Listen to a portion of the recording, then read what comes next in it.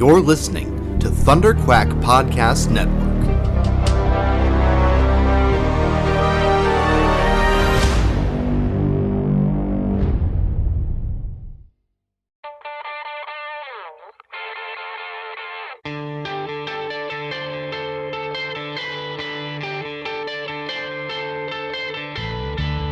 Hi, this is Chris Claremont, recommending that you take a listen to Epic Marvel Podcast.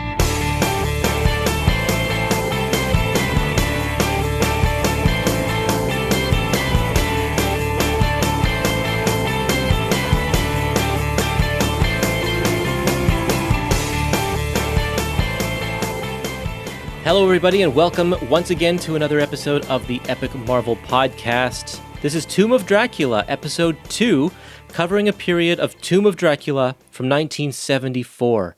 I am your host, Curtis Findley. And I am your Tomb of Dracula co-host, Josh Tan.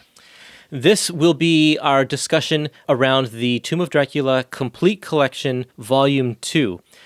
So it has a slightly different mapping than the Omnibus and the original Tomb of Dracula classic trades. So, Josh, what are we talking about in this episode? All right, so as with the first volume and future volumes, there's a lot packed into these, including the Dracula Lives black and white magazines of the time, which we've decided we're going to kind of wait till we get through all of the series proper before we cover all of those. So in terms of this particular volume, this episode is going to cover Tomb of Dracula issues 16 through 24, Werewolf by Night number 15 with a crossover, and then Giant Size Spider-Man number 1, Giant Size Chillers number 1, and then that was renamed to Giant Size Dracula for issue 2. So we definitely in the mid-70s of Marvel because we got all these giant size coming at us.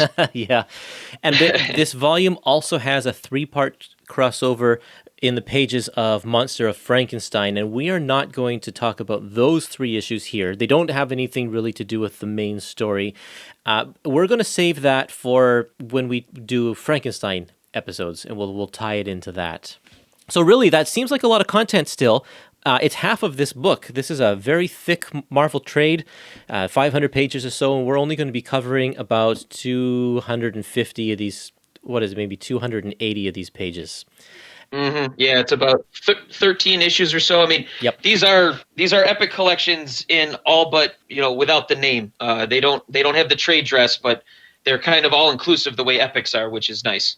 Yeah, I love them. I think that they are fantastic. It's such a great reading experience. And man, when I started reading this volume, it's been a year because we talked about Volume 1 last Halloween. And now we're at this Halloween. I had to sort of remember a couple of things that were going on in the previous issues. But what I was reminded of right off the bat is, wow, what great storytelling this is. And we just finished talking about all of those West Coast Avengers issues in our other episodes, and they were enjoyable. But this is a couple rungs above enjoyable. It's so good.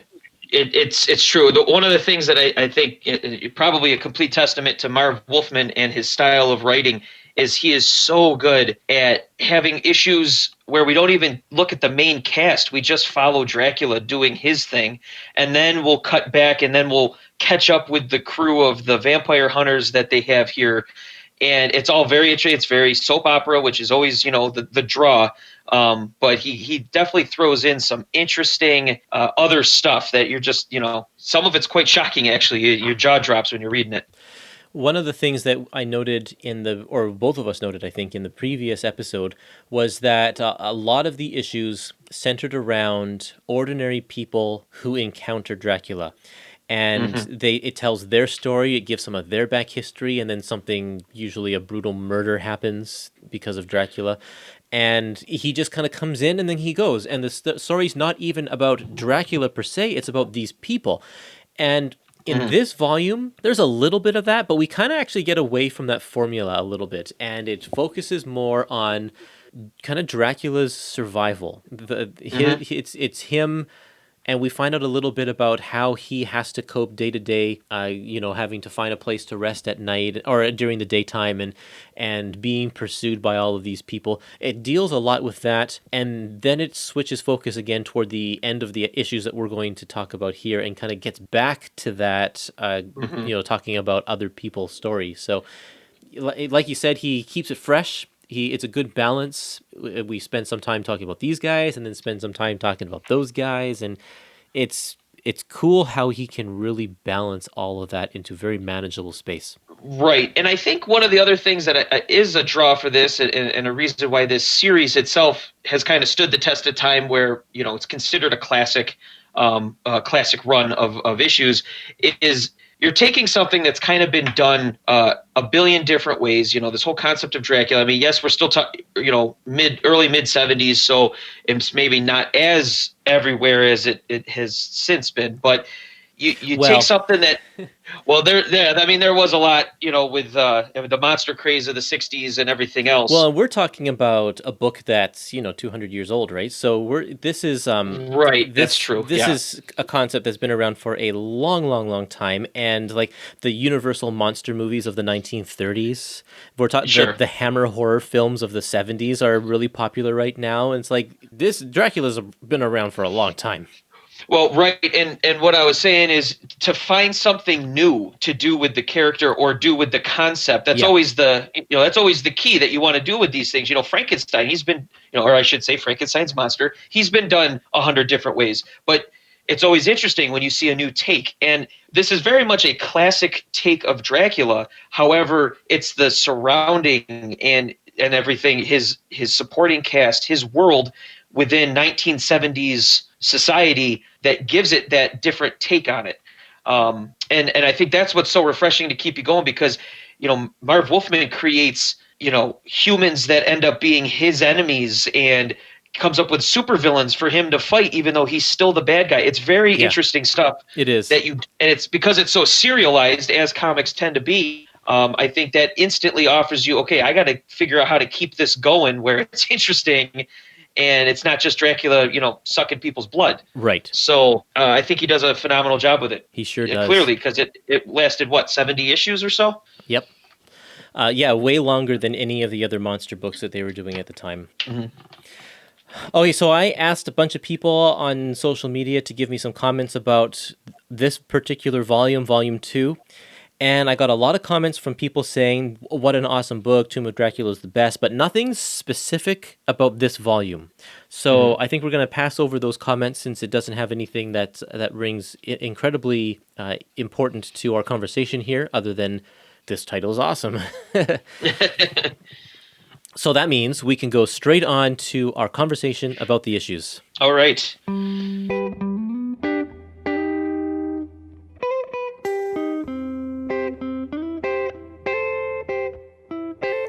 First up is issue number 16. It's called Return from the Grave. This is an odd story. It's like pure kind of Marvel horror. I love it. This skeleton is killing people. And the detective that's on the case, Detective Chelm, he's blaming Dracula for it. I love it. This is just such an intricate story because it goes in a completely different place than you think it's going to go. Like I thought it was going to be like a Scooby-Doo, there's a man behind the mask, pull off the mask, and there's the guy. Yes. But it's actually about a cursed grave and somebody, like a body that was exhumed, and somebody else was buried there, but then the other body's like out for revenge and stuff. Like there's all this kind of stuff. It's just weird and creepy and brilliant. And the artwork from Gene Colan and Tom Palmer really, really accentuate how awesome this issue is. I loved it. Yeah, this is possibly my favorite in the whole thing of what we had to read for this. Yeah. It's so well done. It's kind of a done in one story. Like you said, some of the imagery in here is genuinely disturbing. Page 17 in the complete collection, that final panel with the corpse of Paul Bear and the note, "Do not bury him again." That's very, very creepy stuff. I love it. And that Zipatone shadow behind him from what looks like window panes, light coming. It's so moody and well done. This whole story almost felt like like a Tales from the Crypt, like a classic 50s Tales from the Crypt story, just with Dracula kind of also in it. That's what I felt too. Definitely like an EC Yeah. Comics kind of a feel. Yes. Except longer and more expanded because EC really focused on the short stories, and this one's a full length thing. But yeah, just the way Dracula conducts himself through this process, like he's playing detective along with everybody else. Yes. And it's a thing that you don't normally see because the way that Dracula has been portrayed so far has usually been either I'm above this and it's just wasting my time, so I don't care to figure out the mystery, or I've been around for so long, I'm so old that I know everything, and I True. don't. So, but this is like Dracula's facing a mystery that he doesn't know anything about, and he wants to solve it. He's curious about it, and it's really interesting the way that they write him in this one. Agreed. The final panel on page 11. This seems a little too brutal for. I know the Comics Code Authority got a little more lenient in the 70s, but man, this corpse is crushing this guy's head, and you see, stuff flying off. That's crazy. It seems like they totally missed that. Yeah, but the thing's hand shoots out, and bone and cartilage crumble under its grasp. Yeah, it's so good, and I was surprised. I'm like, the Comics Code Authority is still approving these comics, so I'm like, man, I don't know if maybe somebody's thumb was over that panel at the time and they just missed that. Maybe I should put in a little clip here from Gerry Conway, who actually talks a little bit about the comic code during this monster era. Oh, okay. Well, the comic code was always a really strange and inconsistent and contradictory series of interpretations by the different people who headed the code. Theoretically, the premise of the code was to prevent the publication of books that were designed to terrorize kids and to give them nightmares, and also to stop encouraging crime and, teenage juvenile delinquency and all that nonsense. So prior to the early 70s, the major companies were all 100% in on producing code books. And then Stan broke the code. Stan Lee broke the code. Right. By producing a issue of Spider-Man at the request of the government. The Nixon administration asked both companies to produce anti-drug issues of one of their comics. And Stan very, compliantly and honestly did what he could. He did a Spider-Man comic that, featured a drug issue with Harry Osborn, and the code refused to allow it to go into production or allow it to have the code symbol. And Stan he felt that this was nonsense. It's something where the government specifically asked for it, and B, he also Stan was a very, for all of his many faults, but was also a very dedicated guy to doing what he felt was right. And he felt it was right to do this book. And he convinced Martin Goodman, the publisher, that it was right to do this book. And so they published it without the code, without the symbol. Right. And surprise, surprise, the world did not collapse. And in fact, the book sold just fine. And the code was revealed to have no real authority.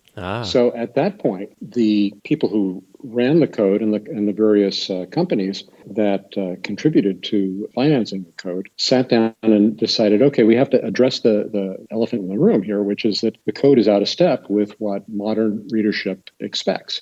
So they retranslated, and readapted the code. Denny O'Neil made a comment at the time about the absurdity of the code. He said, according to the comics code, you cannot have a zombie, but you can have a ghoul. And so he said, you can't have the Walking Dead, but as soon as they sit down, you can eat them.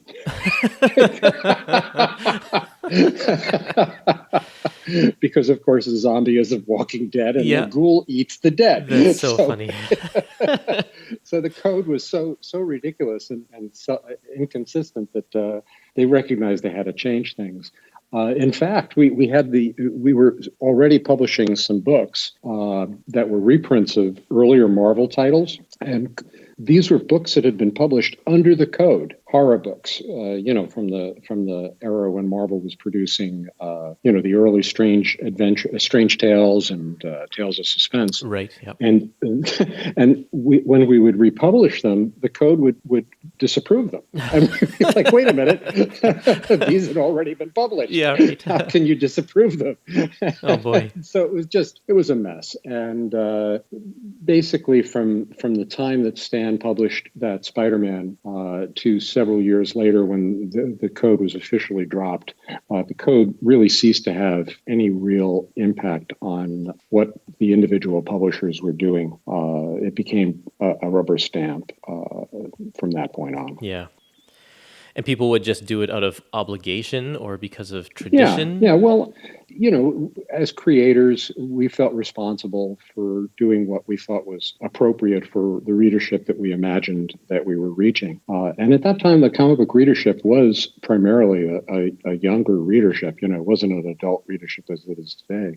Readers were on average between 10 and 13 years old. So, you didn't really want to do anything that was, too extreme. Right. So when we finally started doing monster comics, we did them kind of like the attitude was to sort of reach the level of scariness, if you want to say scariness, of the old Universal monster movies, which all of us had watched, on TV growing up. Yes. And those were not like terribly frightful films. They were more juvenilia in a lot of ways than really scary. Although I did have nightmares about, Frankenstein when I was a kid. Yeah. But it wasn't the same as you would have today, watching something like Hostel or, any Eli Roth. Exactly. Yeah, right. Yeah.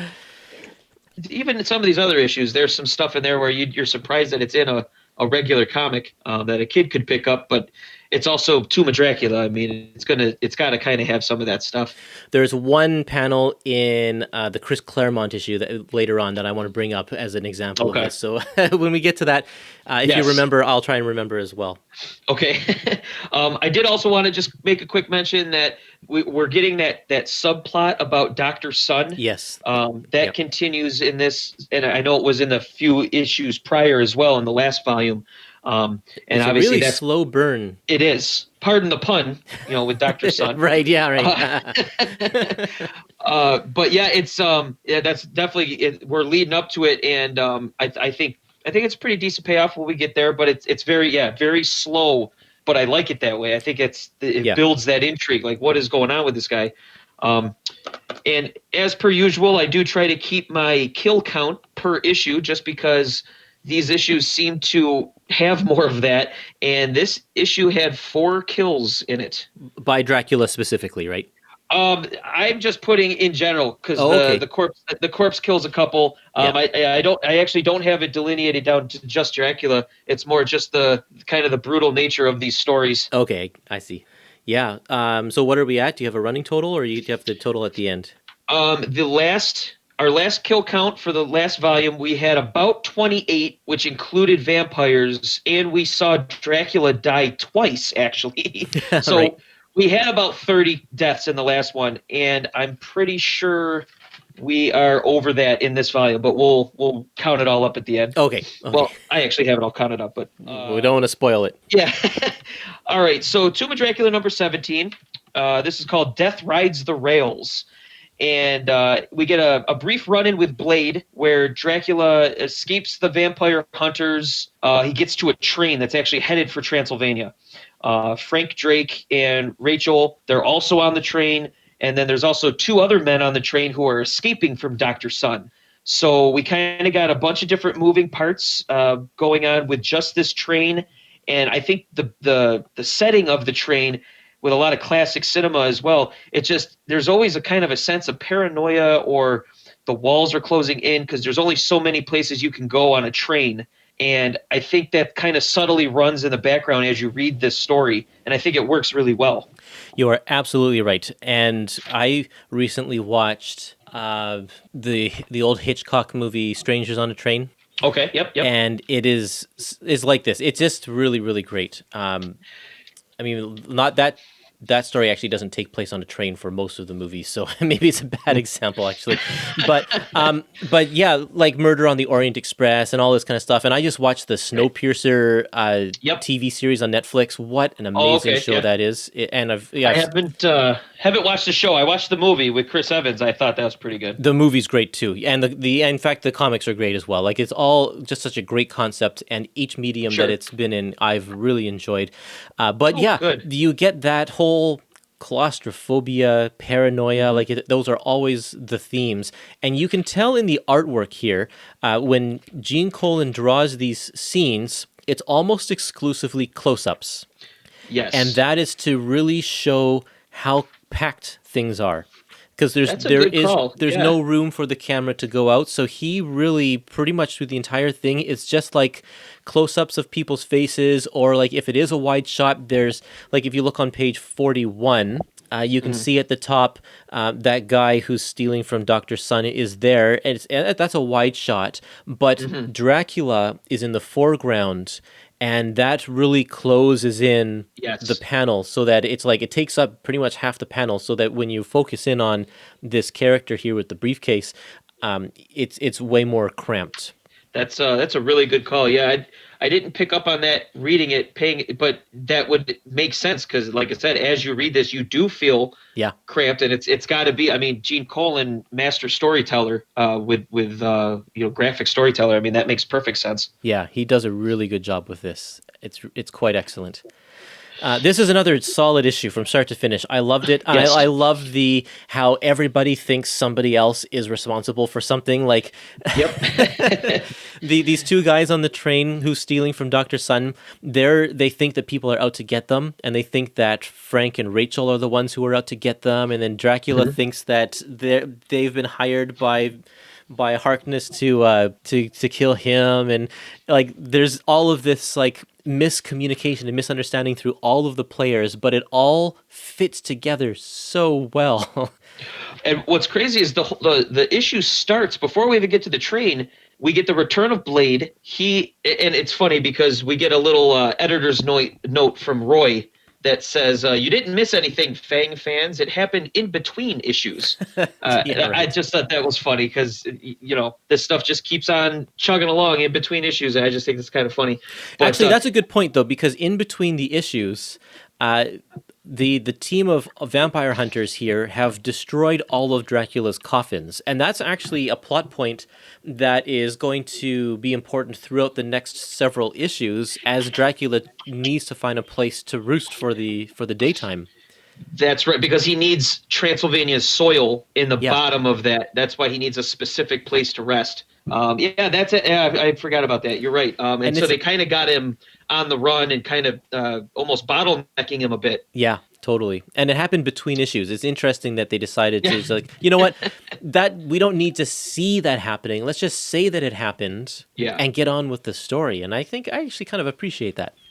Yeah, I'll agree with it. With this fight with Blade, it ends in kind of a crazy cliffhanger. Dracula bites him full on. Yeah. You see the fang marks in his neck, and he's left for dead. And we don't really get confirmation exactly what the outcome of this is right away either.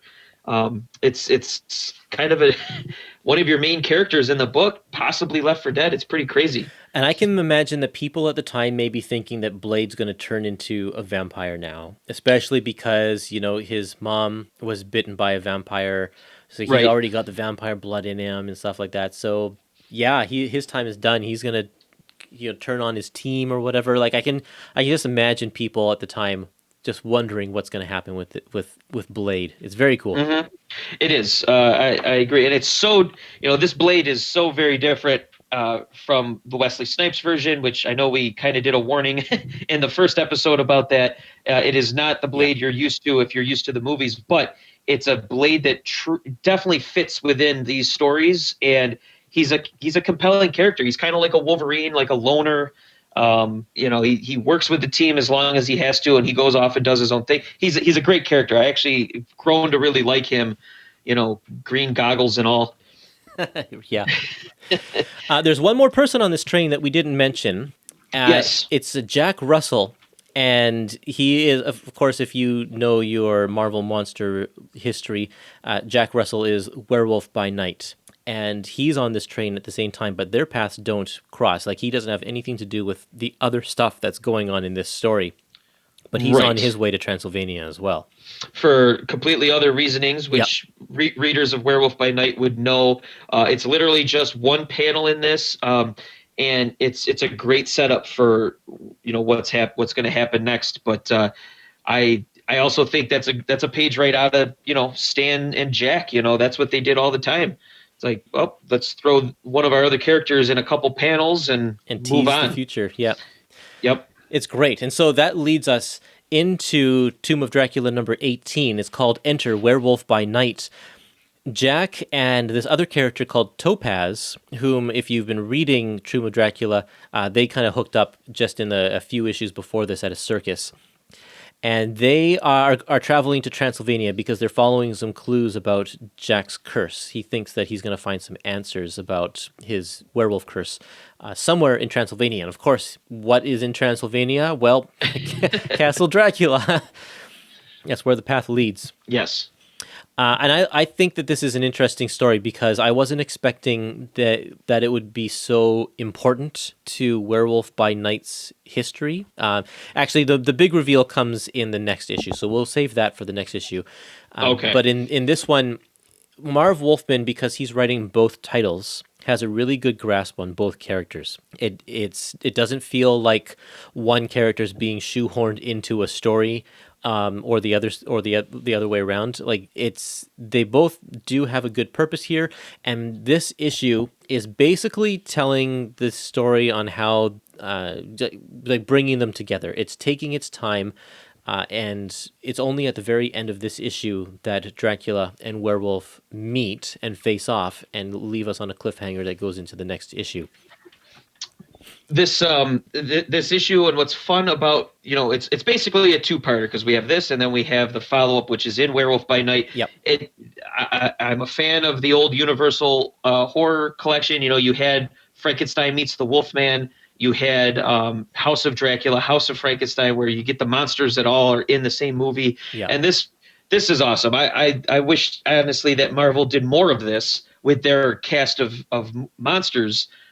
Just to really kind of create that vibe, because this was a lot of fun seeing. I mean, it's always fun. You're seeing a werewolf and a vampire fight. I mean, what's not to love about that? Yeah, right.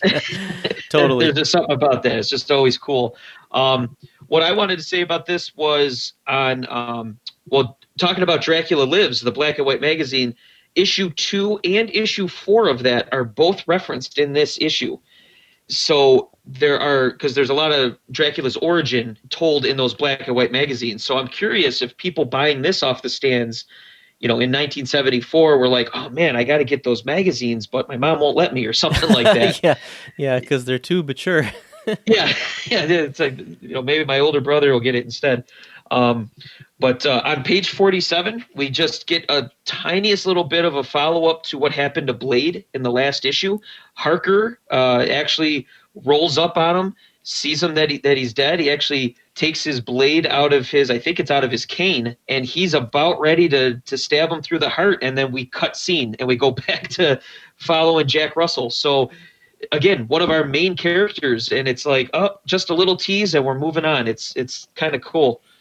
The timeline, I don't know that checks out exactly. Like, how long was he laying there while the train had to come to its station? True. And yeah, I mean, it probably isn't exactly sequentially, but the little jumping back to that, but it's still not a main focal point in any way at this point. We just know one of our characters was left for dead by Dracula. It's we still, readers of this won't know what the heck is going on with that. Yeah. I really liked talking about Gene Colan. Page 56, the Jack and Topaz are down in this looking out to Castle Dracula from this kind of, I don't know what you'd call it, like a sub-basement dugout cellar area. Yeah, something like that. And just the effect of seeing it in the background. And again, there's no hard lines inked there. It just seems like it's Zipatone and color. but it gives it that vibe that it's in the far distance, and Yep. it's kind of fuzzy. I love that. That's just such a cool effect. Yeah, it's very effective, and I wish that they could employ that a little bit more just to create a larger depth of field. But it's Right. probably time consuming to I imagine. think that way. Right. And then, of course, pages 60 and 61, we get this awesome 2-page spread of Dracula and the werewolf fighting. And I don't know, you see it's just 6 vertical long panels all together, and you see these great like images of their shadows fighting, and then your eye scans down and you see the actual characters battling it out. It's really well done. Yeah, I was going to point out the composition there too. Like you said, your eye starts at the top with the shadows and goes down for every one of them. And if you take a step back and just try and look at this 2-page spread as a whole, and it's really like the bottom half of it is where all the action is, and the upper part is where all of the shadows are. And then Dracula throws the werewolf to the top half of the screen, or to the top half of the panel in that second to last panel there, and breaks the pattern that Gene Colan had established in the first 4 panels. And then and in the last panel, Dracula himself then moves to the top of the panel in order to attack the werewolf again.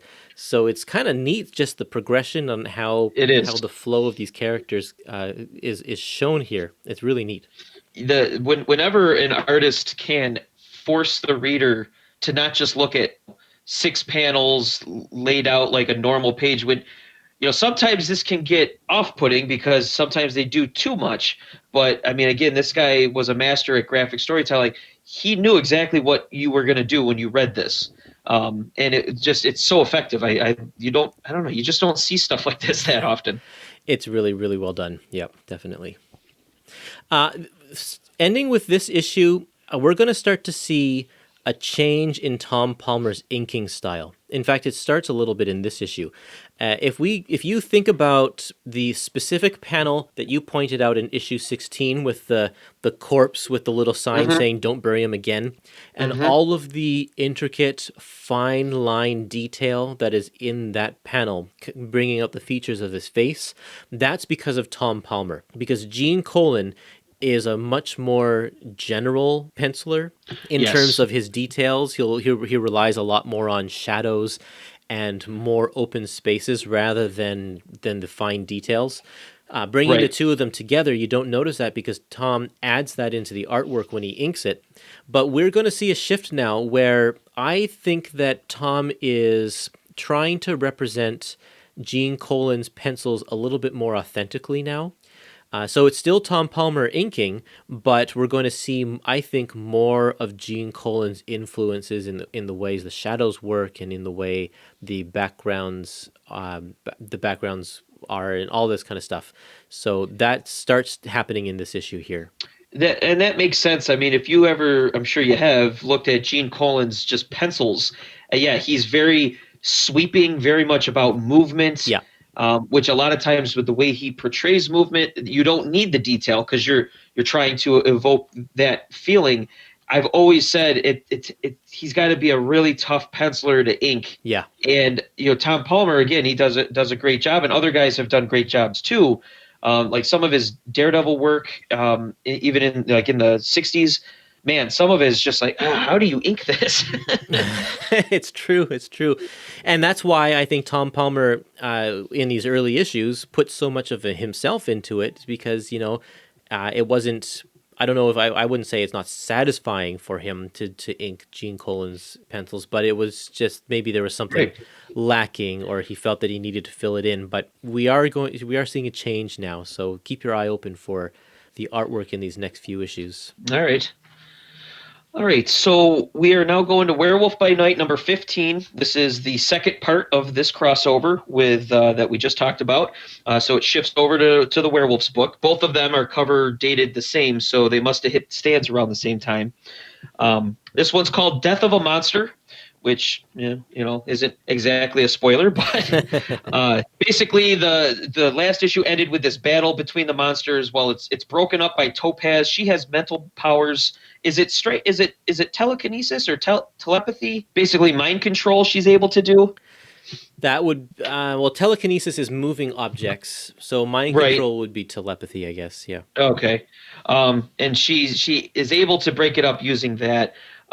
We then see cut back to Frank Drake and Rachel Van Helsing. They continue their hunt for Dracula using a helicopter. And Jack Russell, he's reading how his family's werewolf curse started, which apparently started with his great-great-great-grandfather. So that was part of his reason for even going to Transylvania and I imagine the first part of his book to begin with, was to figure out not only how this started and how to cure this. We get another fight between Dracula and Werewolf. Apparently Dracula wants that book because that book will have stuff in there that would be bad if other people knew about it in terms of being able to defeat Dracula. Am I reading that properly? Yeah, it has some spells in there or something like that. They don't make big mention about what specifically it is, and Dracula has never mentioned this book before. So it's just kind of out of nowhere. It's not the Darkhold, which is a totally separate Marvel mysticism book. It's just almost like a journal, but it has other info. Regardless, at the end of this, Rachel takes that and she gets in the helicopter and she leaves. So there's still something going on there with the book. It hasn't been that hasn't been resolved yet. I have to say this cover is phenomenal. If this is straight up Mike Ploog, who was the artist for the interiors and on Werewolf by Night at the time, the amount of texture he puts. You have for our listeners, you have Dracula and the werewolf fighting on top of a castle. They're kind of balancing on some gargoyles, and you get to just see the different textures of the stone and the crumbling, and you see like in the background the way that they did shading on the rock work and everything. It's just awesome. Yeah, it really is. And it doesn't come across in the issue as well as it does on this cover. Right. I think just because of the difference of inkers. I'm pretty sure Ploog must have inked this himself. That's what I'm thinking. He does a lot of his own inking in the early issues of Werewolf by Night, and it looks a lot like this. Yeah, and the fur on the werewolf, he does such a great job, not only on the cover, but something I noticed throughout how he really makes him. You could almost see the musculature of the werewolf moving underneath the fur, the way an actual animal would be designed. It's such a subtle effect, and he does it so well. Ploog also does a really good job of mimicking Gene Colan's Dracula. Mm-hmm. But what I don't like about Ploog's art is that I find that Frank and Rachel look pretty much exactly the same as Jack and Topaz. Like exactly the same. Exactly the same thing. Because there was a couple times I'm like, wait, who are these people? Yeah, I had to check talking about? That might not entirely be his fault, though. That might be because Colan drew them his way, and then Ploog drew his characters similar, almost on accident, and now they're all in the same book together. Yeah, and they're just standard-looking European Caucasian guys. Yeah. And girls with blonde hair and even the same hair tones. I guess Topaz's hair is a little lighter than Rachel's, but Jack and Frank have the exact same color hair. Right. I mean, they do make it a point in the last couple issues, whenever we've seen Rachel, for the most part, we're always seeing her with that scar on her face that she got a number of issues ago when Dracula as a bat scraped up her face. And I like that we keep seeing that, and I've been trying to pay attention throughout her appearances and sometimes it's there and sometimes it isn't, and it might come down to just the inker, whether or not he remembers to draw that. Right. But I like that. That's a nice continuity touch that consistently keeps going. But sometimes, like I said, her face looks fine, and there isn't a scar. I like how this issue ends because it's really kind of a Dracula story, and it's still to be continued in the pages of Dracula, but the werewolf is no longer involved. Like, they've concluded the werewolf part of it. So if you are a Werewolf by Night subscriber, you don't have to necessarily move on to the next issue. But for those of you who are Tomb of Dracula stuff, like, the story continues on. It makes sense for this whole crossover to be contained in this book, because if you left out this issue, there'd be a big chunk of like, why is there an airplane? How did they crash in the mountain here? And all of this kind of stuff. Real quick, before we jump to the next issue, I did want to say Frank has a phenomenal line in this issue on page 70. They're in the helicopter. He's in the helicopter with Rachel, and he goes, one more inch and that'd be all she wrote. You know, Rachel, sometimes I think I'd like a less dangerous job than hunting vampires. Yeah, maybe something like a dynamite juggler. It's funny. It's I don't know. It's good. It's a good line. That is a good line. Okay, moving on to Tomb of Dracula number 19, Snowbound in Hell. Not really hell, it's metaphorical hell, because Rachel is now trapped in the snow with Dracula, her known nemesis, her arch nemesis, and he is keeping her alive because he needs emergency food just in case he can't find anything else. It's the only reason. And we saw him do this before with Taj when they were in another dimension. He kept Taj from being killed by demons so that he would have a food source if he needed it. He's doing the same thing here. Now, a lot of stuff happens between the issue here as well, like we saw in that other issue, except they give us a flashback about the helicopter careening out of control and Dracula and Rachel crashing. She's broken her leg or her ankle or something. And they are kind of dependent on each other now for survival. And this is what I was talking about when I was saying that the shift in Dracula's purpose kind of shifts in these issues here. And because they've destroyed his coffins, he's had to survive that. And now he's in the middle of the snow and he has to survive this. And so now it's Dracula kind of not entering people's lives in order to kill them, but now the focus is more on his life and how the events are affecting him.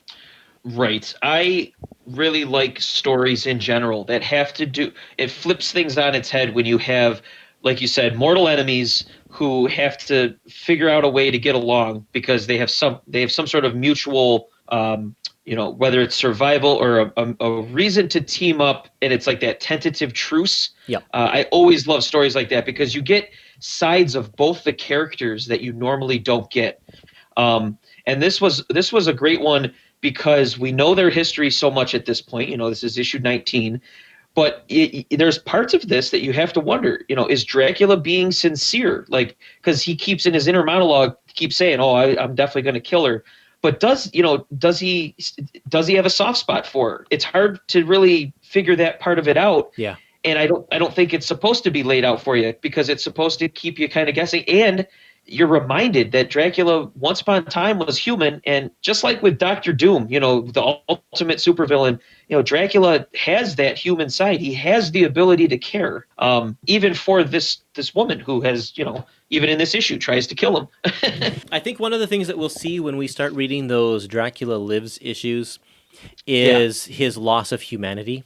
And because those stories all take place in the past 100 years of his life or whatever, being a vampire, and he grows attached to somebody and then loses them because they die, or he has to kill them because of his hunger or whatever. And at this point, I think he tries to keep all relationships at arm's length. He probably does, care for Rachel or not want to kill her in some way, but he hides behind this facade of, I'm not killing you because I need the food, kind of a thing.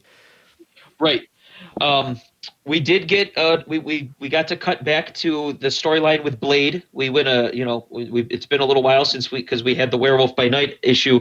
Blade is okay. This is where he discovers he's actually immune to vampire bites. So one of the side effects of him being born while his mother was being bitten is an immunity transferred to him, so that he's fine. He's upset, obviously, but so that's kind of how that played itself out.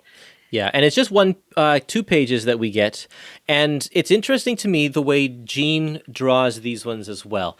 So the bigger the panel usually is the greater importance in the story, right? Right. They save the big splash panels for big reveals or, that kind of thing. So the splash page is always the very first page of the issue is a splash page because it's setting the story. It's important to establish the characters and the setting and such. The second biggest panel in this issue is this one where Harker is about to stab Blade, and I love the upward shot, like we're seeing it from Blade's perspective. Yes. And it's like it's a very dramatic shot, and this is important because then the hand reaches up in the next one. It throws everything off. Everybody who was thinking that this guy is now a vampire, they're all wrong. And the third biggest panel in this issue is we flip the page here, and it's Blade and Harker talking, and he's holding his neck as if he's like, his neck is sore because he got bit and whatever. So I like the emphasis because Marv is working Marvel style here. He's giving Gene the ability to lay this out the way he wants, and so of course Gene sees that as the most important part of this issue here. The sequence is great, and it's a little revelation for both the character Blade, but then the readers as well. Be like, oh wow, cool! So he's fighting vampires, and their bites have no effect on him. That's probably a good thing to have in that battle. Oh, definitely. Yeah, I like that. I think this is it's a interesting change to his character because before now he was kind of just a person, but now he's essentially a superhero, I guess now. Right. Before we move on, we have to talk about these goats. Yeah.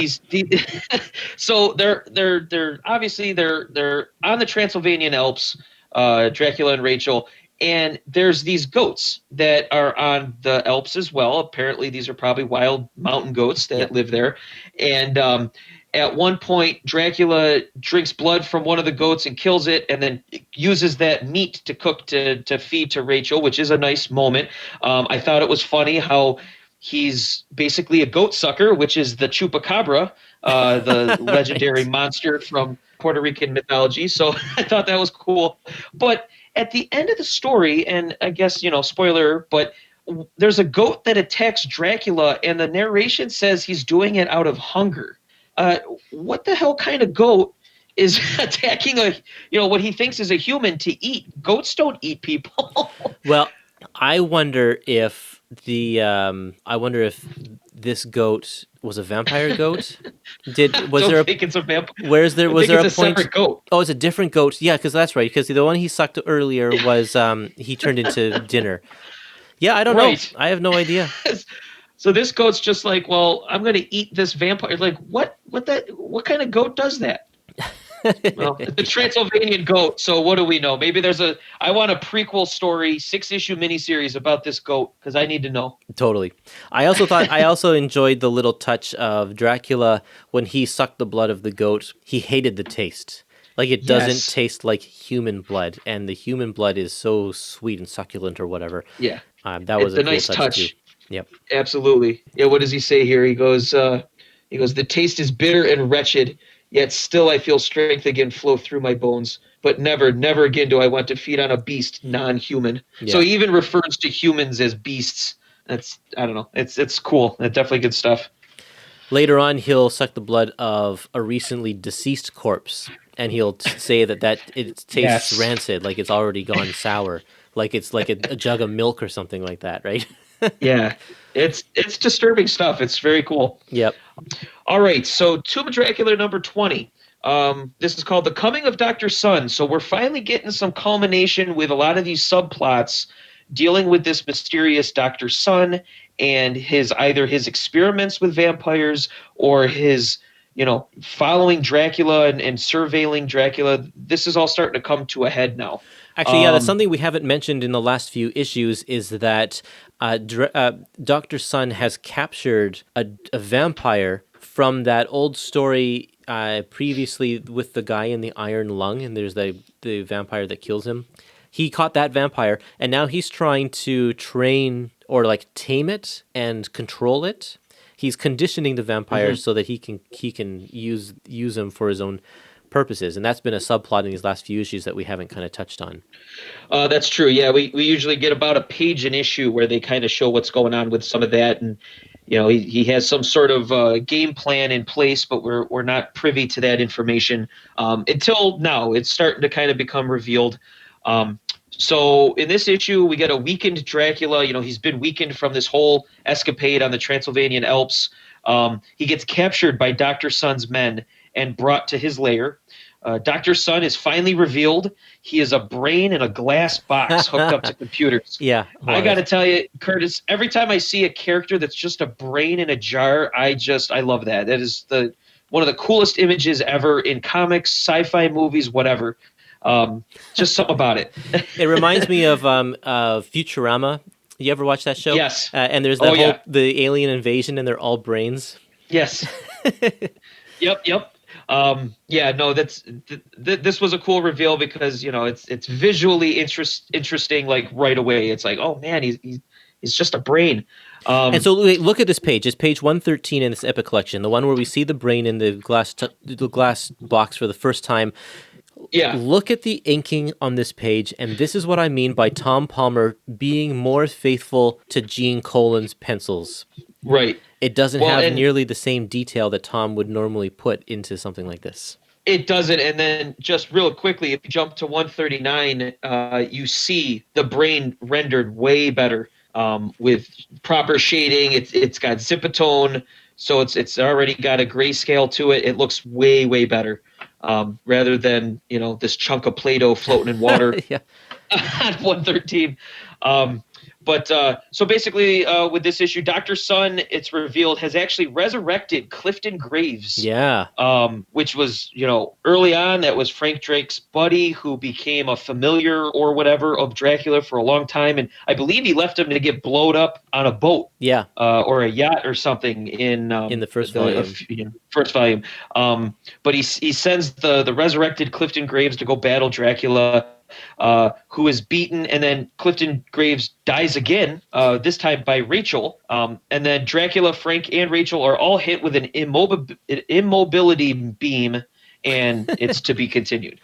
This is such an odd issue because it's now science fiction. This is something that we haven't experienced in Tomb of Dracula yet. It's all been kind of gothic horror or fantasy. And all of a sudden, we're talking about brains in boxes and immobility immobility beams and stuff. Yep. Very strange. Yep, and it is. What was one other thing that I liked was on page 109.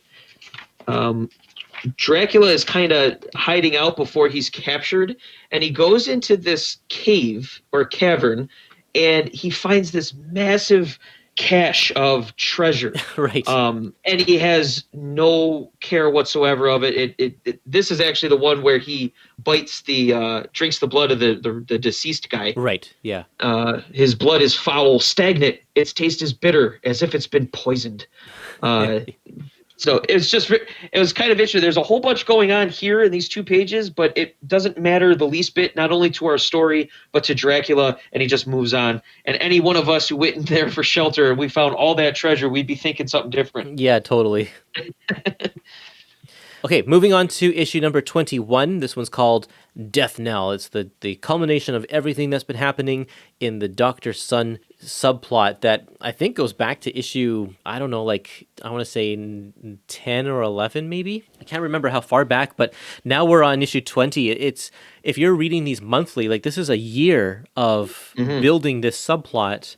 And now we come to find out a little bit more of the origin of Dr. Sun. He's a brilliant doctor, and the general of communist China, I assume it's China, I don't know if they actually say. I think it's Japan. It's assumed, I think. It's one or the other. I thought it was China. It isn't, it's Japan? No, I guess you're right. I think it is China. But yeah, if it's communist, it's going to be China, I'm sure. Yep. And so apparently what the plan was is the general is going to take his brain, hook up the brain to the computer, and extract all of the secrets that he has in his brain so that they can use them for themselves. But they don't realize that once the brain is hooked up with the computer, the brain then takes over the computer, and now he's Dr. Sun, the living brain, or whatever. It's so strange. I love it. It's fantastic. That's how you Yeah. make a supervillain. You put a brain in a jar and hook it to a computer. Done deal. And it's so weird to have Dracula interacting with these people. Like I said, this is science fiction. It's so out of place, I think, in this book, but it still kind of works. And Dracula himself, though, is involved because Dr. Sun wants to draw all of the power out of Dracula. I don't know what that means exactly. And Right. transfer it over into the other guy, the other Dracula, or sorry, the other vampire that he's been taming. What's that guy's name? Brand. Yeah, Brand. That's right. He wants to transfer it all over to Brand, and since he can control Brand, then he will be able to control all of the vampires. Yeah, it's a little odd. It's almost convoluted because the whole Brand thing makes no sense. Because then Brand turns on Dr. Sun because he's like, well, why do I need to control an army for you? Yeah. But then Dr. Sun expected that, so Dr. Sun teleports out of there and blows up the layer. Yes, I don't know. I don't understand what your end game was here. It doesn't, I don't know. It's very, very odd. But there's a lot going on in this. I love, like I said, I love the origin for Dr. Sun. I actually really like the little bit with Blade again. This time he's leaving Harker and Taj because he's determined now to find the vampire that killed his mother. And from what I've been able to tell, this sets up another big kind of future plot that introduces a major character and everything. So that's kind of exciting there as well. I know that around this time, Blade will start to get his own monthly magazine as well. Vampire Tales? Oh, no, that's Morbius I'm thinking of. Never mind. Yeah, but is it Blade does have black and white stories told somewhere. He does I somewhere, thought. yeah. And I don't know if it's around this time or if because I think we end up not seeing Blade for a little while in this title. And I don't know if he goes off to his own thing. I should have researched that, figure that out. Right. It's interesting to think that Dr. Sun is probably Dracula's biggest enemy in his rogues gallery, like not including Frank or Harker, because from our reader perspective, they're the antagonists. They're the good guys trying to get Dracula. But then Dracula also is kind of the antagonist of his own book because it's Dracula. So the person who is opposed to Dracula, who's Dr. Sun, is the antagonist. And so we really don't have a rogues gallery for Dracula except for Dr. Sun, who's this major player over the last year behind the scenes. Right. And he vows to return, or I don't know. Does he actually vow to return? I know that he escapes. Yep. So we know that he's gone. Yeah, here we go. Make my next choice not be made so foolishly. So he's probably already got some more plans and so I assume we're going to see him again. I hope so. And yeah, I mean, I think it's. Again, it makes this book kind of interesting because you have, like you said, you have Dracula who is played up as either our villain or kind of our character, kind of our hero sometimes. And now we have, nobody can possibly like Dr. Sun because he's a supervillain. So That's right. Interesting. Moving on to issue number 22, it's called In Death Do We Join.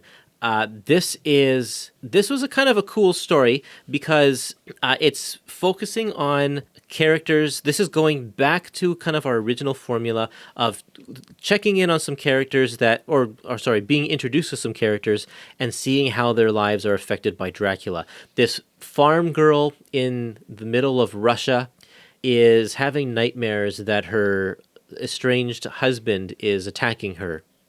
And she thinks it's real. But her parents don't think it's real. Apparently, this guy is a vampire, and he comes every night to suck her blood.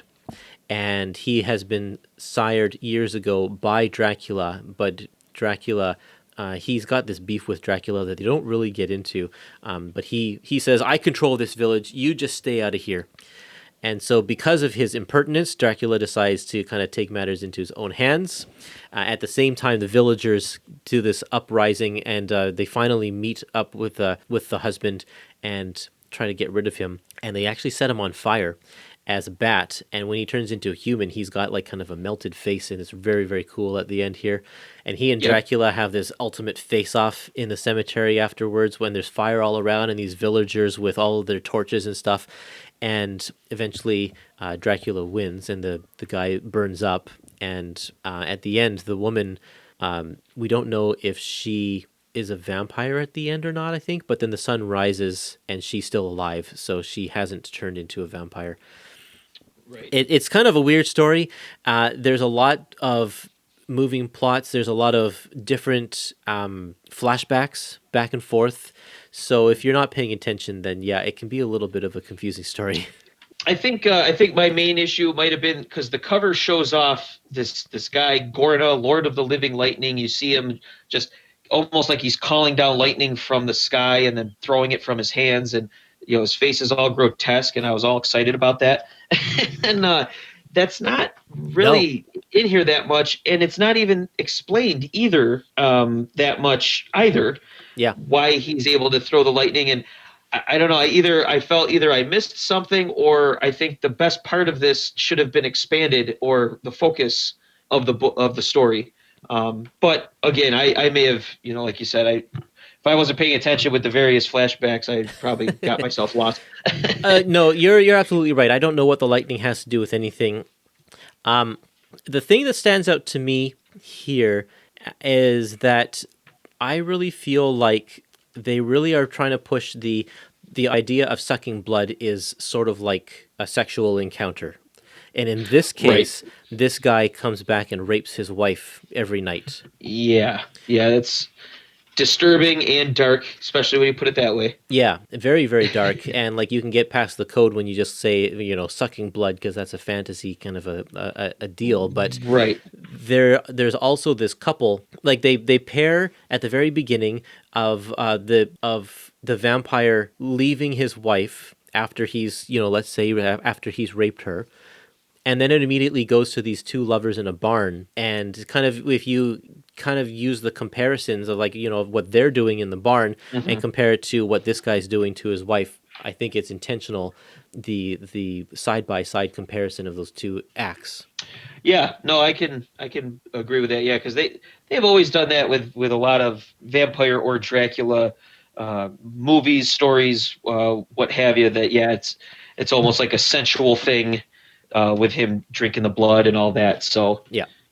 And I also like that this did take place kind of in Russia or USSR. Like the book has those kind of globe hopping moments, which is I think another thing that you could keep this kind of fresh going forward here. So I'm curious where else Dracula actually goes in his story. There's some continuity issues here because there's one scene where Harker and the team are all kind of gathered around and they're talking about stuff that's happening in an issue we haven't read yet. Mm-hmm. And it's like those two stories kind of take place at the same time or something like that. I don't know, but they make reference to the daughter of Dracula, whom we haven't met yet. And they make this is on page 155.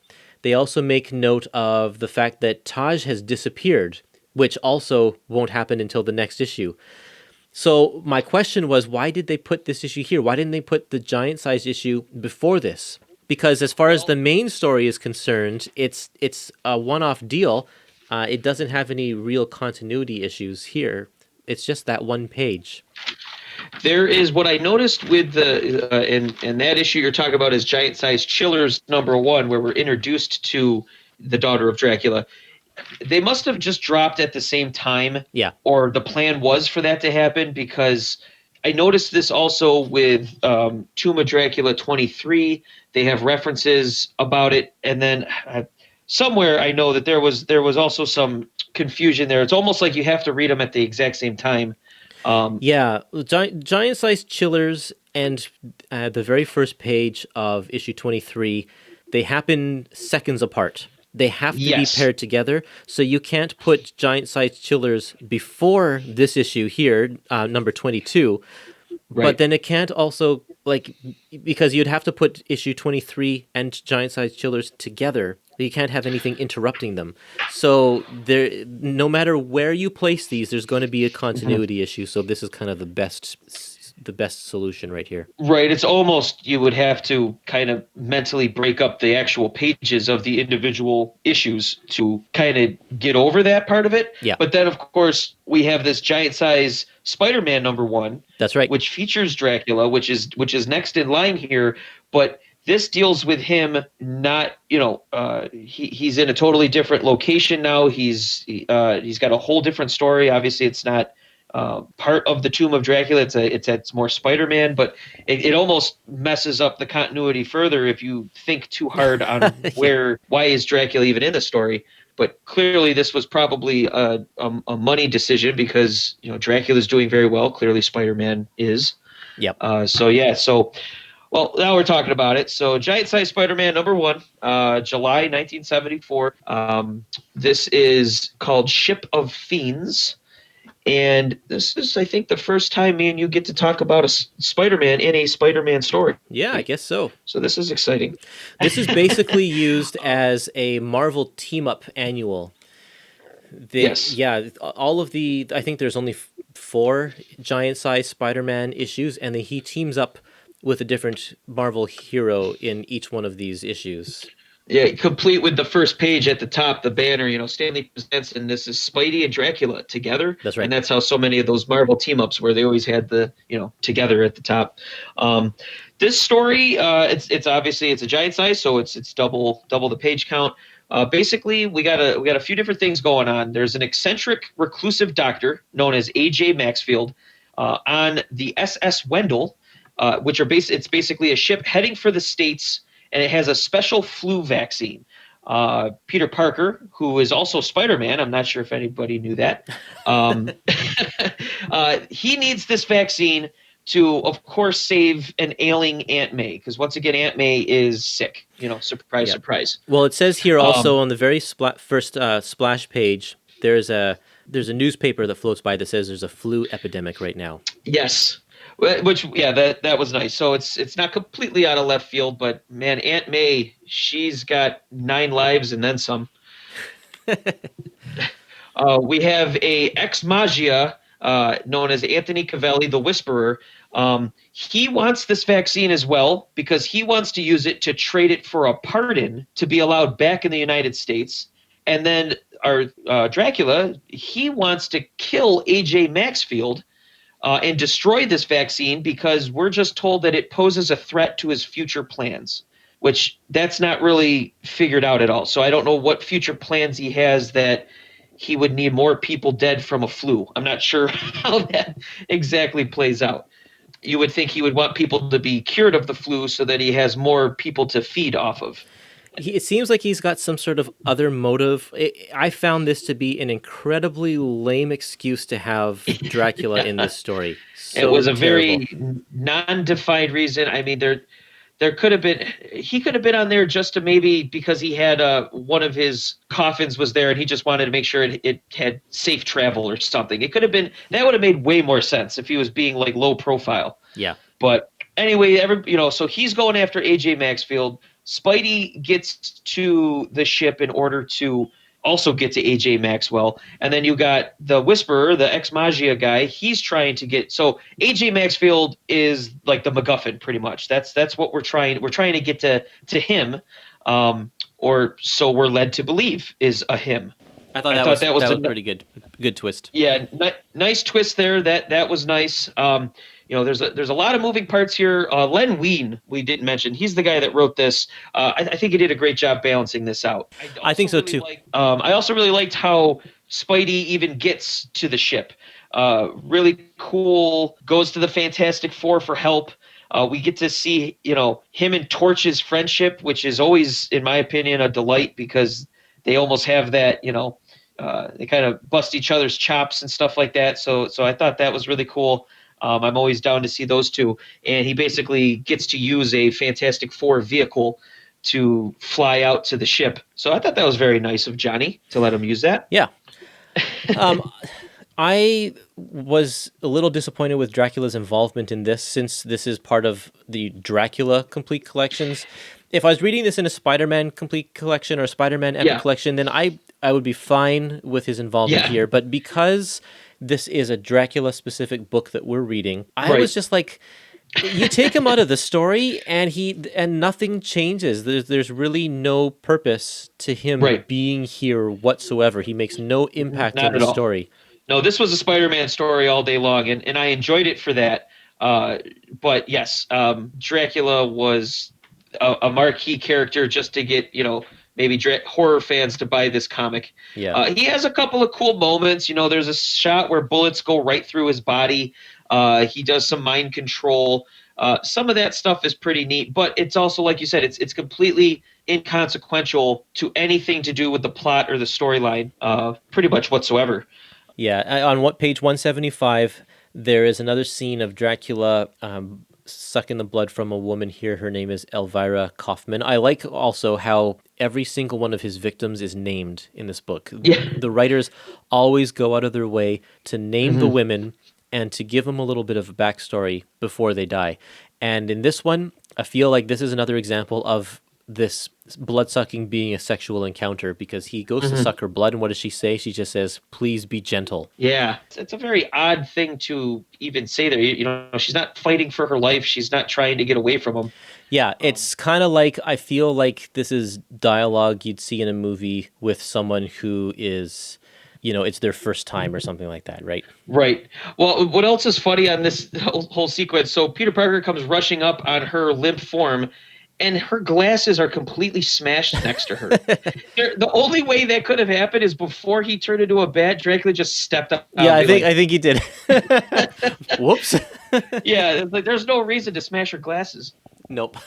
But I thought that was funny too. But yeah. So again, I agree. It is a good story. It's a very good Spider-Man story. It has all those things that we have, and just basically this. Peter Parker freaking out, being like, well, "Wait a minute, I'm dealing with a vampire as well. What's going on here?" So it's a little odd. This probably could have been more just a Spidey Human Torch story, and left it at that. Yeah, and maybe it was at some point. Who knows if this is a story that it came out of the inventory filing cabinet, and they're like, "Okay, it was Torch, but let's switch Torch for Dracula." And put him in here. Right. Well, and to further your claim that this was basically utilized as a Marvel Team Up annual, this whole thing in the beginning where Spidey takes on this jewel thief, but the guy gets away, and Spidey's like, "What the heck just happened there?" When he goes to the Baxter Building and talks with Johnny, it actually sets up on page 168. Roy Thomas has a little aside. He goes, "And if you think that's a subtle come on, Tiger, pick up Marvel Team Up number 23, and you'll see how right you are." Because he basically told Torch, "Hey, if you want to go and figure this out, that would be awesome." He's like, "I think I'll do that." And that's a Iceman story, I think. Yeah, his team up with Iceman. I remember that. That one's collected in X-Men Epic Collection number 4. Oh, very nice. Okay. Yeah, that's right, because this is 74. The Giant Size X-Men hadn't dropped yet. Yep. Cool. Okay, so we continue on to Giant Size Chillers number 1. Yes. Let's go back to our Dracula podcast. Yeah. Okay, this is a big story that has a few different subplots. There's a story about a castle that Dracula is trying to commandeer for himself. It belongs to this woman named Sheila Whittier. And the castle is apparently haunted, and this ghost or whatever it is abusing this poor woman every single night that she sleeps there. And she's been there for about a month. She inherited it herself. The other story, it concerns the daughter of Dracula, who is now kind of risen from the grave. She apparently was dead for a while or something, but she's come back, and she has possessed the body of this woman who's being abused by her father, because the father's angry that she got married. And so through this all, Dracula has to, I guess, face his daughter, whom they don't have a very good relationship apparently. Mm-hmm. And Lilith, the daughter, it kills Harker at some point, and there's just it just jumps back and forth between these kind of two plot lines, and we're not exactly sure what we're supposed to take from Lilith, I don't exactly know what they're trying to set up here because she just kind of disappears, and I thought she was going to be a major player, like setting up stuff that's going to happen in the main series here, but she just kind of goes away. Do you know if she comes back at all and plays any bigger roles? I haven't looked ahead to find out. I didn't want to Yeah, spoil neither myself, have I. so I couldn't say. But I thought it was kind of a wasted opportunity because they make a big deal, especially on the cover, Yes. saying like, "Look at this! This is the daughter of Dracula. Like this is a big deal." And then it's just like she doesn't even do a whole lot in this No. story. Well, I like page 198, her reveal, her first appearance panel. That is just an awesome shot. Yeah. She's got kind of a glimmer of evil on her face, which is such an odd thing to try to draw. And yet Gene Colan pulls it off, where very menacing looking. She has quite an interesting history because they get into how she became his daughter, and it's basically it has to do with gypsies, and Yeah. they take this daughter, and they're the ones that actually turn her into a vampire. And this is why Dracula doesn't. I mean, it's showcased. He does not care for her. Yeah. In fact, page 209. Absolutely brutal. She goes to her father, "Can it be you don't care about your favorite daughter?" And he just looks at her and says, "Nor have I for 500 years." Oh That's man. just a great line, and it's just so, it's like, dang, man.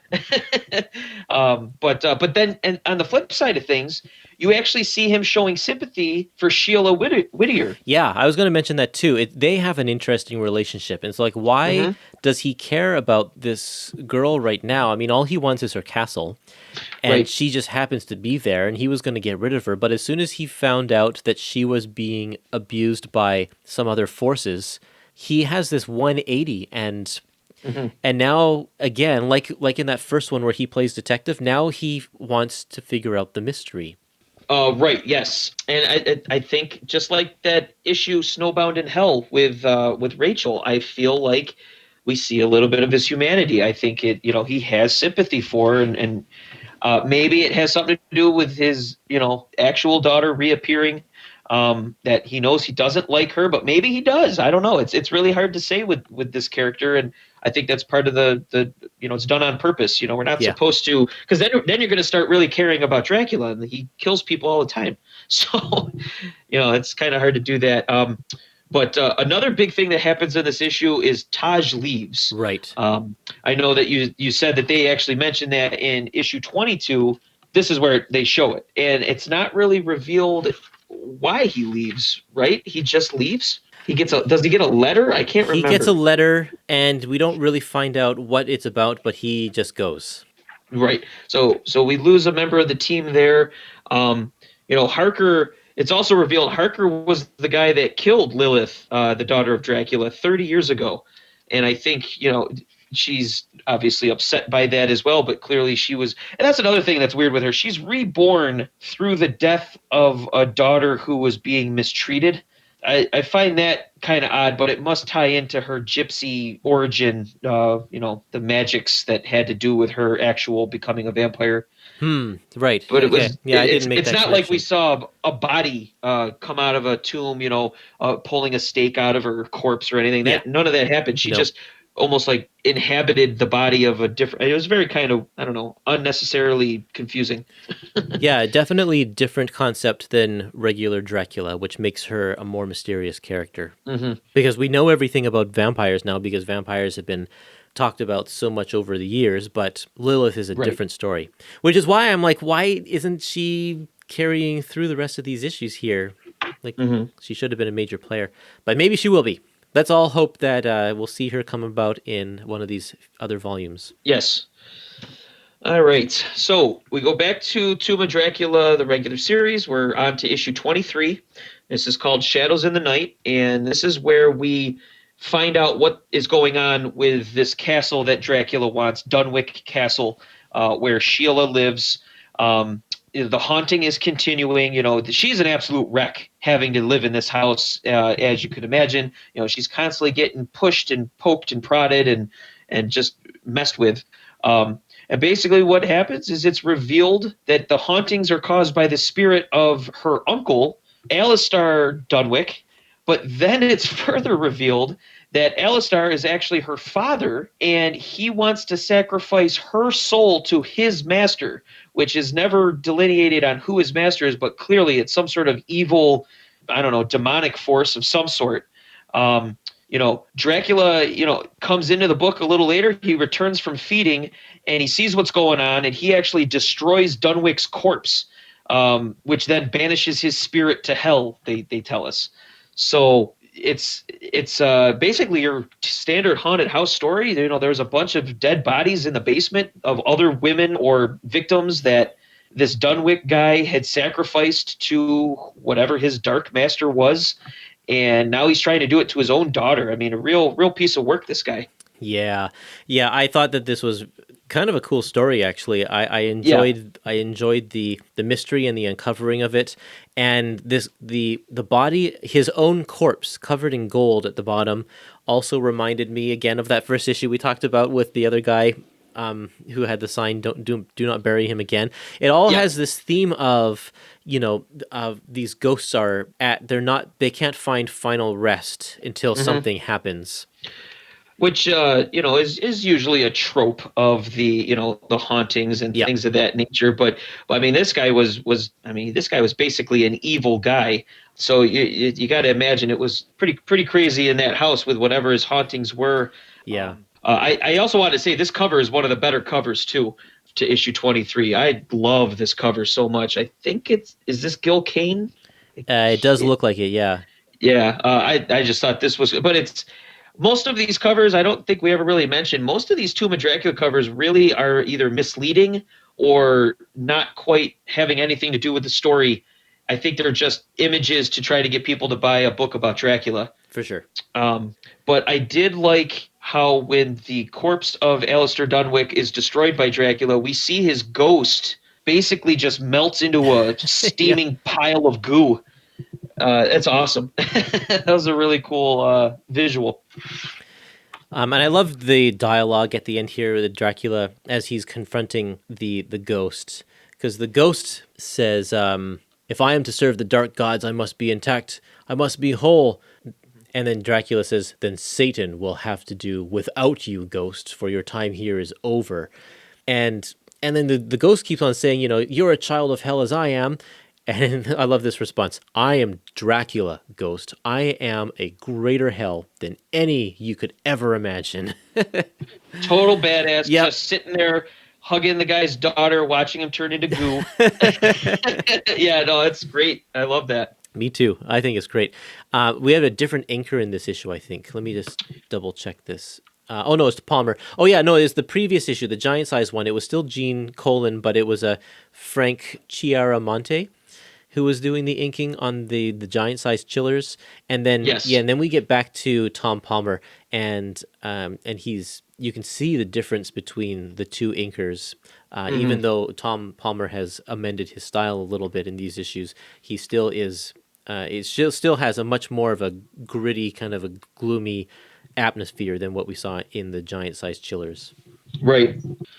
Well, moving on from that, we now go to Giant Size Dracula number 2, which took over the numbering from Giant Size Chillers. I imagine just because the name Dracula probably sells better. Yep. So this is an interesting story written by Chris Claremont. Yes. And drawn by Don Heck, a good old dependable Don Heck from Marvel throughout the 60s. This is called Call Them Triad, Call Them Death. Basically, we get a little bit of Inspector Kelm or Chelm, however you pronounce that.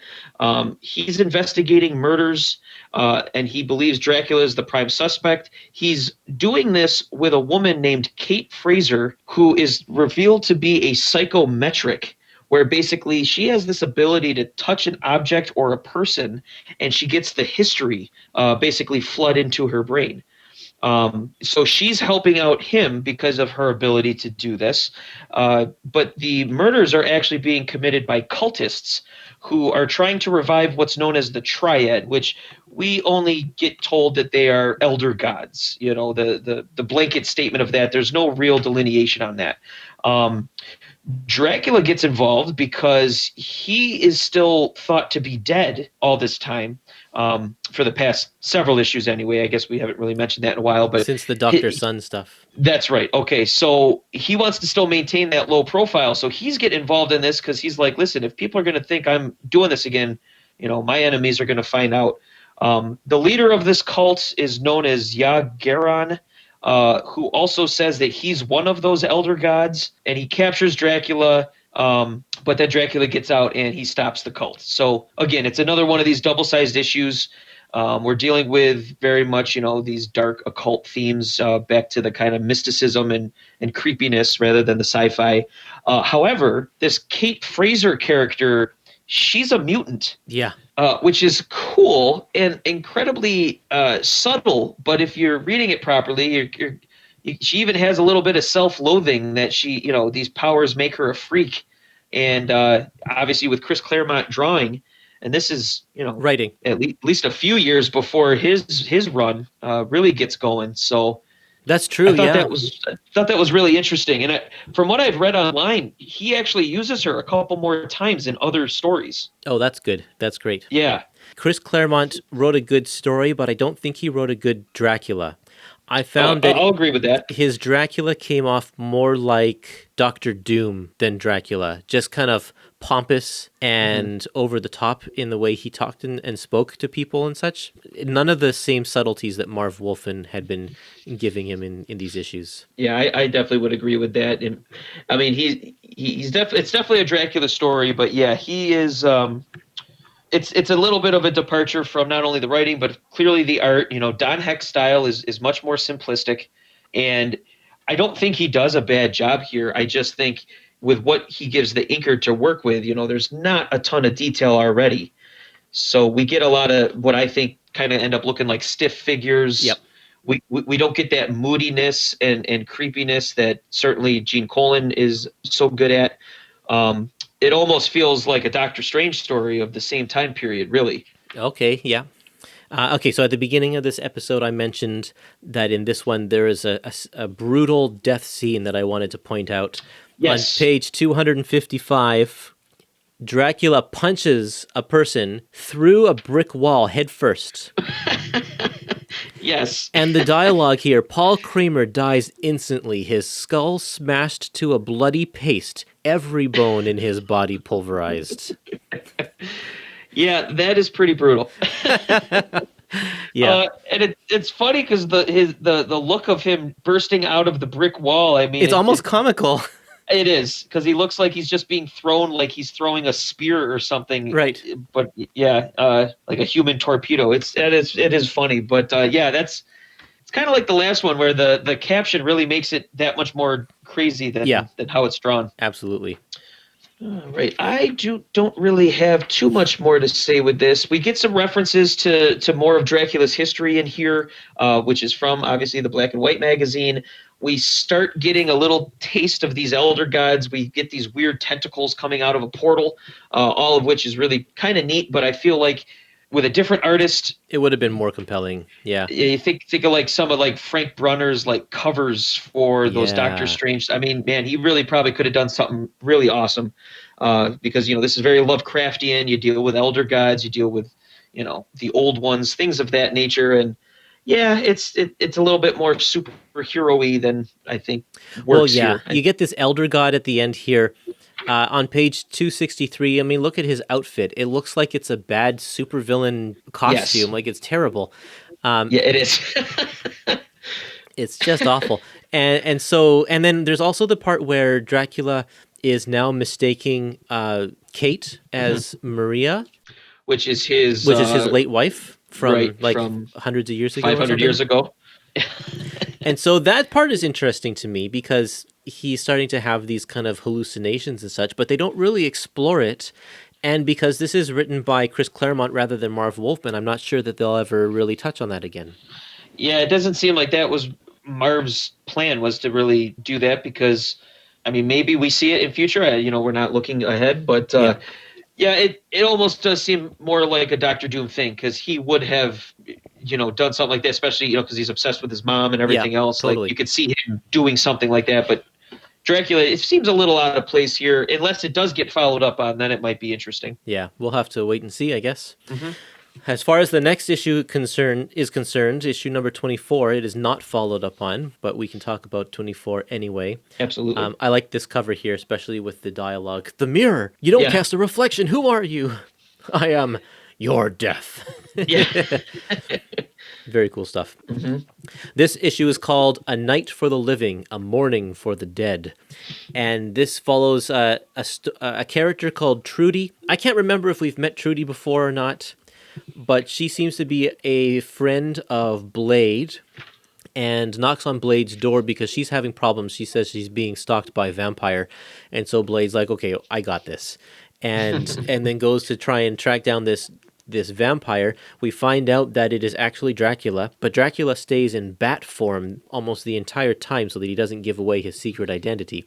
Mm-hmm. There's a fantastic fight between Blade and the Bat. Yes. It's very, very cool, just the action that they're able to portray there. And then the other part of the story is that we get to see Frank again. Frank and Rachel, we haven't seen them for several issues here. Frank, now that he thinks Dracula is dead, has no more reason to live, apparently. And he's thinking of suicide. Is he thinking of suicide? I think he went to the place of his previous attempt at suicide back in issue 3, but I think he's more or less just thinking my life doesn't have purpose. I need to figure out what that is. Right, okay, yeah, that's right. He references the suicide from those early issues, but he's not going to do it again. And I think the reason why is because he now has Rachel. And so even though he has no purpose, he at least has a companion.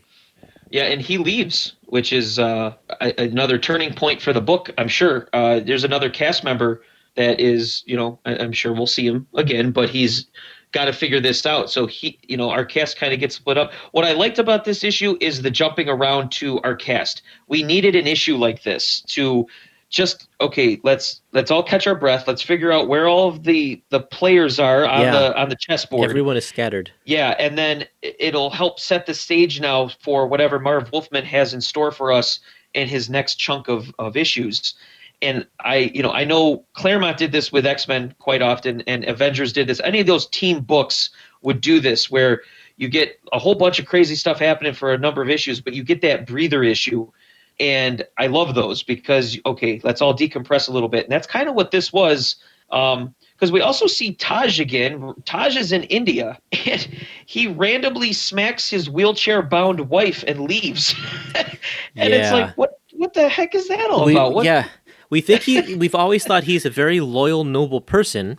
Yeah. But then all of a sudden we find out that he's not only just left his wife, but also his infant child to go and be in America. And now he's, mistreating his wife. Yeah, he's almost annoyed that he had to go back to India for whatever reason. We still don't know. Yeah. But that's it seems to bother him. Yeah, we don't know. And that's really interesting to get some character development on him, because he's kind of been a one-note character up until now. He's the strong guy that doesn't talk. And quite honestly, we haven't seen much of him in this volume at all. We've got really a couple panels here and there, and I think we're building up towards some sort of story with him here. But it's very odd. Talking about this, the first couple pages here. They mentioned how Tomb of Dracula issue 3 was when Frank attempted his suicide when he first met Rachel and Taj.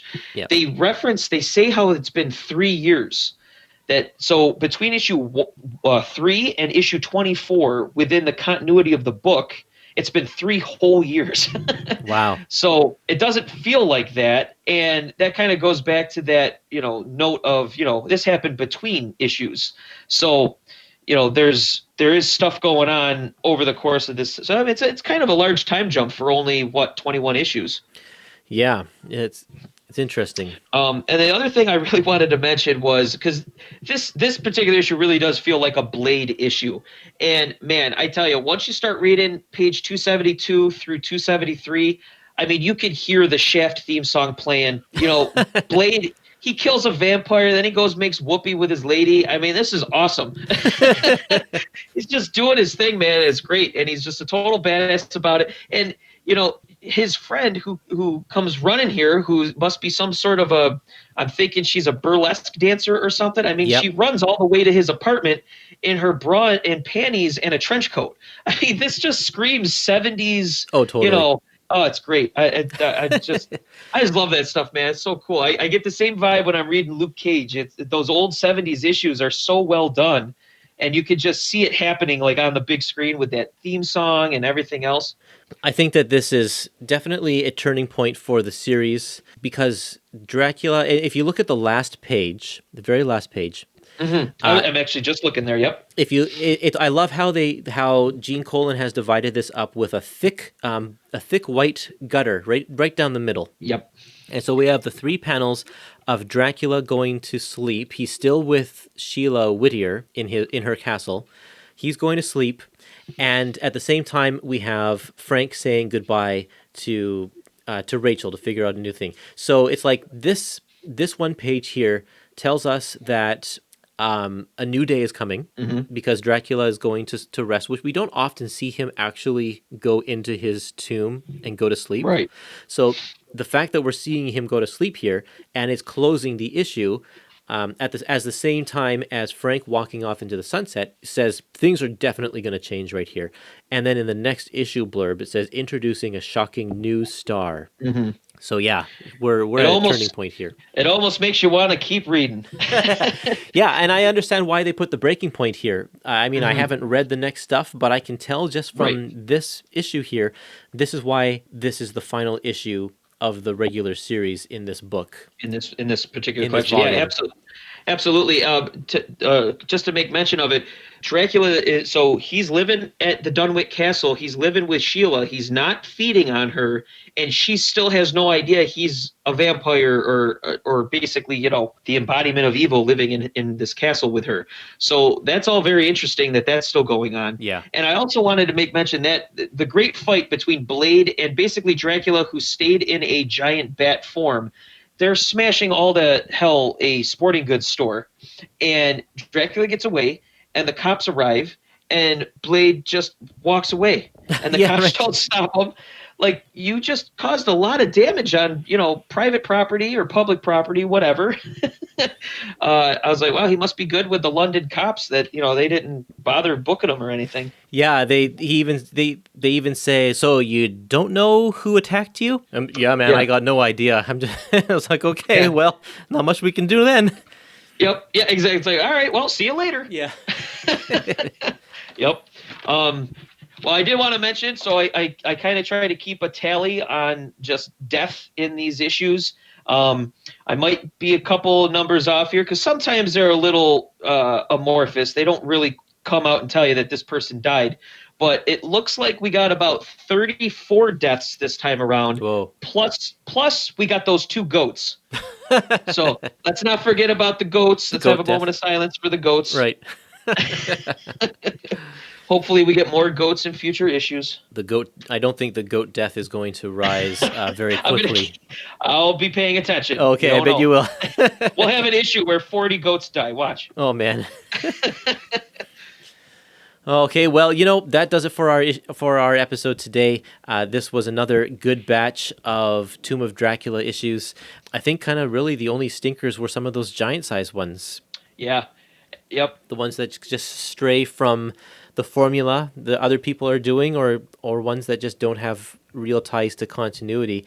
So, but the regular series is moving along at a great pace, and I'm very eager to see what happens in Volume 3. Yeah, and it seems like they're releasing these complete collections pretty much one a year around October-ish. Yep. So, I mean, they're probably going to have this thing completely reprinted in its entirety within the next couple years, which, I mean, that's good. I know Volume 1 is out of print. It's been out of print for a while, but I feel like they're going to have to get back to it if there's still more volumes of this series to go. Tomb of Dracula seems like one of those evergreen titles for Marvel. They will find new ways to repackage it. The Omnis went out of print and were in very high demand, and they reprinted them, and they went, and now they're in high demand again. And so I think that we will hopefully see these complete collections stay in print, because it seems like they are some of Marvel's best stuff, and Marvel's really proud of it. Yeah, I think so, and yeah, I look forward to, I know a lot of people on the Facebook group. They're always, oh man, I wish Volume 1 would be in print. There's just within our group of people, there's people clamoring for it. So hopefully. Speaking of that Facebook group, you can search for Marvel Epic Collection, or what do we call it? Epic Collection Obsession and Admiration and other stuff. If you search that in Facebook, it's got a really long title. You can join our group where we talk about Epic Collections all day and have a great time. You can also visit us on Facebook, Instagram, Twitter, and if you just search for Epic Marvel Podcast, we're there. And you can also find me on YouTube now, my special brand new YouTube channel where I'm also posting these podcast episodes along with some other new videos. But that'll do us for today. Thanks again, Josh, for joining me for another episode of the podcast and talking about Tomb of Dracula. Absolutely, yeah. This was a blast, and I look forward to whenever we get around to the next one. We'll probably keep it our Halloween tradition. I think so. I think we will. See you next Halloween. All right. See you, everybody. Bye.